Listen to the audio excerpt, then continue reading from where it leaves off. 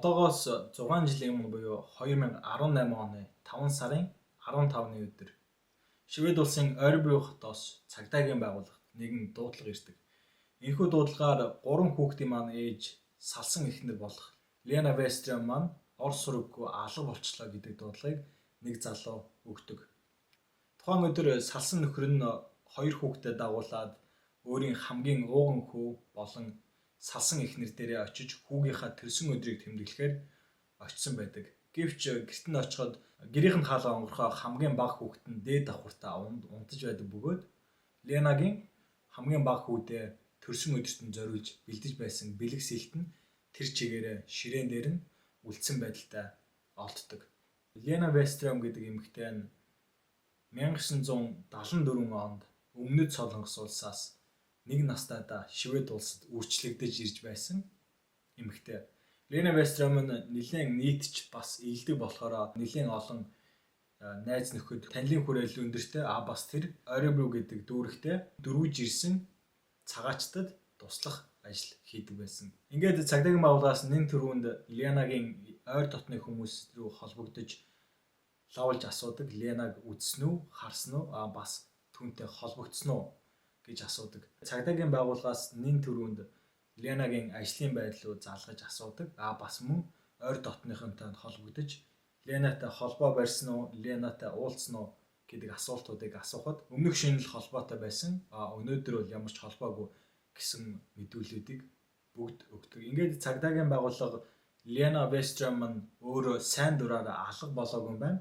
Ямар нэгэн гадны өөр хүний нөлөөтэйгээр алга болсон юм байна гэж үзээд Ленаг хулгайлагдсан байх магадлалтай гэж үзэж хэрэг үүсгэдэг. Ленаг алга болсон гэдэг хэрэг үүснээс 4 хоногийн дараа буюу 2018 оны 5 сарын 19-ний өдөр сайн дураараа Ленаг хайж байсан 3 эгчдүүс Ленагийн зохицос байж болох үст нэг зохицос оллоо гэж цагдаагийн байгууллагт мэдүүлэг өгдөг. Энэхүү зохицос нь Ленагийн гэртээ ойролцоо хурдны замын хажууд модон дунд олддог.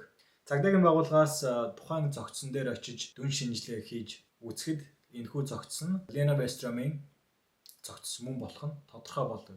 Зохицсон дүн шинжилгээ хийж үзэхэд толгооноос хөл хүртэл асар хэмжээний бэртэл гэмтэл авсан, шарх авсан. Түүний дийлэнх хувийг нь тархин хэсэгт нь үйлдсэн байдаг.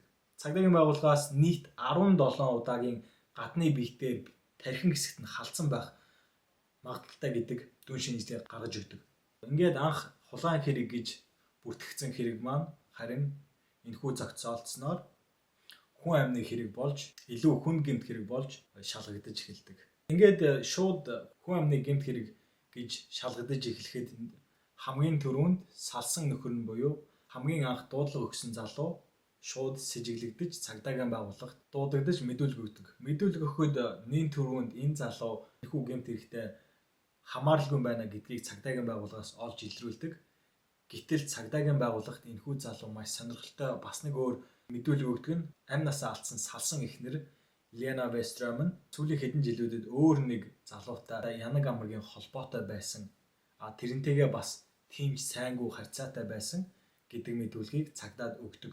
Цагдаагийн байгууллагаас Ленаг таньж мэдэх өөр илүү дотны хүмүүсээс лавлж асуухад ер нь л ихэнх нь Ленагийн сүүлд харьцаж байсан залуу тэр хоёрын харилцаа нэлээд хүнд байсан гэдгийг улам баттгаж өгдөг. Ингээд цагдаагийн байгууллагаас энэхүү залуу хэн болохыг олж илрүүлэхэд 45 настай Стефан Давидсон гэдэг залуу болох нь ил болдог. Стефан Давидсон нь Ленатай хөрс зэрэгэлдээ амьдардаг бөгөөд эхнэртэй, хүүхэдтэй тогтсон амьдралтай тийм залуу байдаг. Стефан Лена 2012 оноос хойш хоёр биенээ мэдж эхэлсэн найзын харьцаатай байсан бол цагийн эрхэнд тэр хоёрын харилцаа илүү дотн болж янаг амаргийн холбоотой болсон байдаг. Цагдаагийн байгууллагаас тухайн хэрэг болсон орой Стефаныг хаана юу хийж байсан бэ гэж асуухад Стефан тухайн өдөр би фитнес дээрээ байсан, бас гадуур ажилтаа байсан. Томилтоор явах гэж байсан учраас зохицуулах ажлууд надад байсан. Гэртээ нэлийн хажууд уугаар очсон гэдэг мэдүүлгийг өгдөг. Ингээд ямар ч эд мөрийн баримт байхгүй учраас энэхүү мэдүүлгийг аваад л энэ Стефан гэдэг залууг тавьж явуулах шаардлагатай болдог. Цагдаагийн байгууллагаас тухайн хэрэг болсон газартай танилцж үзэхэд зогцсноос буюу Ленагийн биенээс зөвхөн гар утсан л байдгүй бөгөөд бусад бүх үнэт эд зүйлс нь эмэг бүгж гих зүйлсүүд нь өөрийнх нь биед байсан байдаг. Ингээд ямар ч сэжиглэх сэжүүргүй цагдаагийн байгууллага хэрэг болсон газраас ДНХ шинжилгээ тэгээд зогтсноос ДНХ шинжилгээ авахд зөвхөн ганц зүүж байсан бүгжнөөс нь гадны биет байх магадлалтай ДНХ-ийн хариу ирдэг. Гэхдээ үүнийг Швед улсын ДНХ-ийн лабораториос хэн болохыг нь дэлгэрэнгүй сайн хэлж өгч чадахгүй улмаас Швед улс энэхүү ДНХ-ийн шинжилгээг Нидерланд улс руу явуулж хэний ДНХ болохыг нь шалгуулдаг. Ингээд ДНХ-ийн хариу ирэхэд энэхүү ДНХ нь нөгөө нэг хэрэгт сэжиглэгдэж байсан Стефаны ДНХ болох нь олж тогтоогдог. Цагдаагийн байгууллага олсон энэхүү ганцхан бүгжин дээрээс олсон жижиг ДНХ нь Стефаныг хэрэг татад хараахан хангалтгүй гэж үзсэн улмаас цагдаагийн байгууллагаас өшөө илүү эд мөрийн баримтуудыг хайж эхэлдэг. Ингээд цагдаагийн байгууллагаас Ленагийн арга гэрийнхнээс зөвшөөрөл авч Ленагийн Google аккаунт болон түүний мессеж болон сошиал медиа аккаунтуудыг нэг бүрчлэн шалгаж үзэх зөвшөөрлийг авдаг.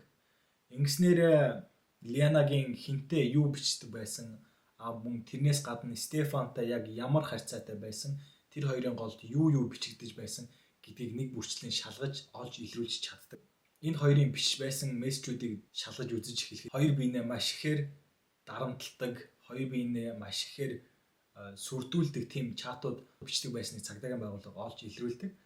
Нэг тохиолдолд Лена би өөрсдөө харилцааг танаа эхнэрт би ил болгоно ингэж явж чадахгүй гэсэн чатыг бичиж явуулсан бол зөрүүлээд Стефанаас би чамайг үзэн яддаг, би чамайг үхээсэй гэж хүсдэг, би чамайг алга болоосоо гэж хүсдэг гэх мэтлэн асар их хэмжээний хоёр биенээ сүрдүүлсэн мессежүүд тэр хоёрын чатнаас олж тогтоогддог. Мөн тэрнээс гадна Ленагийн өөр нэг найзтайгаа бичсэн чатгаар би энэ Стефанаас ерөөсөө салж чадахгүй, салахыг хүссэн боловч энэ яг л ямар нэгэн хар тамхи шиг намайг өөртөө донтуулдаг. Тэгээд энээс би холдъё гэсэн ч энэ намайг холдуулахгүй байна гэсэн чатуудыг өөр нэг найзтайгаа бичсэн байдаг. Ингээд цагдаагийн байгууллагаас Стефаныг номер 1 сэжигтнээр татаж төр зур саатуулдаг. Ингээд саатуулах хугацаанд Стефаны гар утсыг шалгаж үзэхэд Стефан гар утсан дээрээсээ нэлээд олон файлуудыг устгасан. Тэгээд тухайн хэрэг болсон шөнө Стефан өөрийнхөө утсыг унтраасан байдаг нь цагдаа нарын сэжүүрийг илүү их татдаг. Гэхдээ Стефан тухайн өдрөө эрт фитнест орсон байх үеийнхаа зургийг авч өөрийнхөө утсан дээр хадгалсан бас нэг цагдаа нарт сэжүүр өгдөг. Энэхүү сэжүүр нь юу гэхээр тэрний өмсч байсан пүүз. Цагдаагийн байгууллагаас Стефаны гэрт нь очиж нэгжлэг хийж нэлээд нэг бүрчлэн үзэхэд Стефаны угаалгын машин дээрээс нь баг зэрэг цусны тол болддог нь сүүлд ДНХ шинжилгээгээр үзэхэд Ленагийн ДНХ мөн болох нь бас тогтоогддог.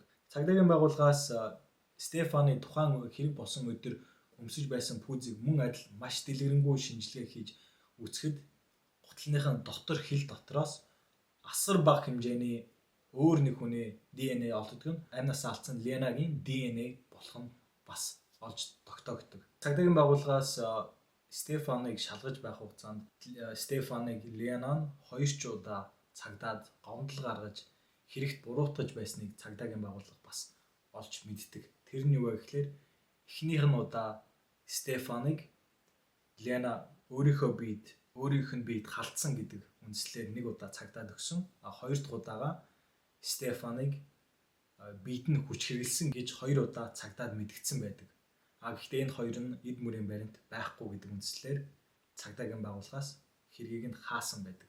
Ингээд 2019 оны 8 сарын 27-ны өдөр бүх олдсон эд мөрийн баримт болон ДНХ хариугаар Стефаныг цагдаа хорж хэрэгт буруутгаж хэрэгт татдаг.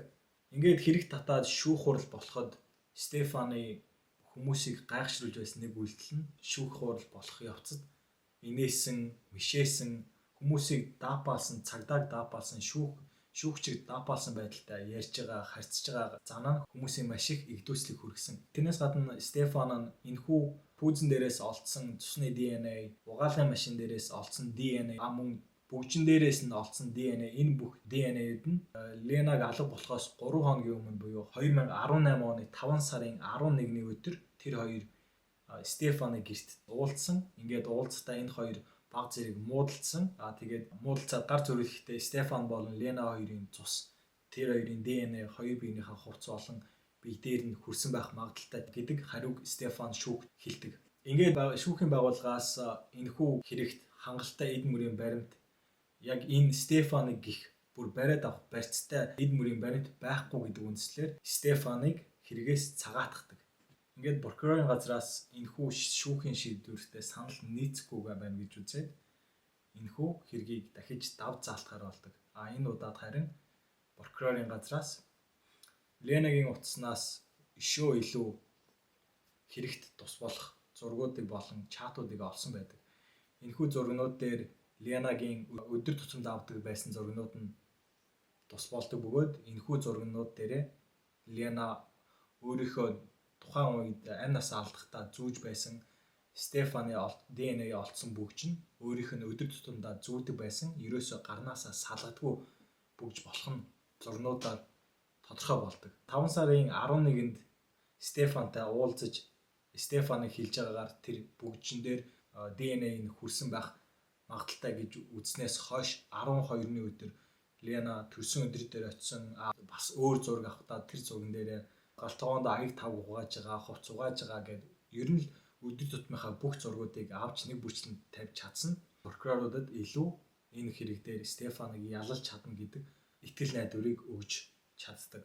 Ингээд хэрэгээс цагаагдагдсан байсан Стефаны хэргийг дахиж давж заалтаж шүүхийн байгууллагаар оруулж бүх баримтуудыг өшөө илүү дэлгэрэнгүй тайлбарлаж нэг бүрчлэн дэлгэж үзүүлээд энэ хоёрын ямар харилцаатай байсан тэрнээс гадна Ленагийн чатнаас олсон яг тухайн хэрэг болохоос хэдэн 7 хоногийн өмнө Лена нь Стефанаас харилцаагаа тасламаар байна гэдэг тэр хоёрын яриа утсан дээр нь яриа болж үлдсэн байсан. Бас тэрнээс гадна өөр нэг Стефан нь Ленагийн амь насанд хүрэх өөр нэг шалтгаан болсон байх магадлал гэж үздэг зүйл нь болохоор Лена нь Стефанаас харьцаагаас тасалсан. Энэ хоёрын харилцаа дуусаад төд удаагүй байтал бас Стефаны эхнэр нь болон хүүхдүүд нь Стефаныг орхиж явсан тийм байдалтай эд мөрийн баримтууд ил болдог. Ингээд шүүхийн байгууллагаас энэ бүх эд мөрийн баримтуудыг Стефаныг энэ хэрийг үйлцэн гэхэд хангалттай гэж үзээд энэхүү дав заалтах шүүхээр Стефаныг 18 жил хорих ялыг 2021 оны 5 сарын 28-нд оноодог. Ингээд энэхүү тухайн хэргийг Стефанд өгөхөд Стефан нь гэртээ байсан учраас цагдаагийн байгууллагаас гэрт нь очиж Стефаныг баривчлах баг бүрэлдэхүүн гаргаж Стефан руу гэрлүүн явхад харамсалтай нь Стефан нь амь насаа хорлсон байдалтай гэрээсээ олддог.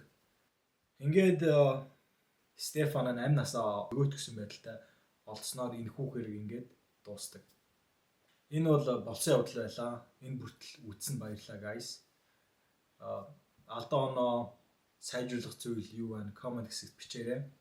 Энэ хүртэл үзчихэд like, share, subscribe дараагүй биш үү?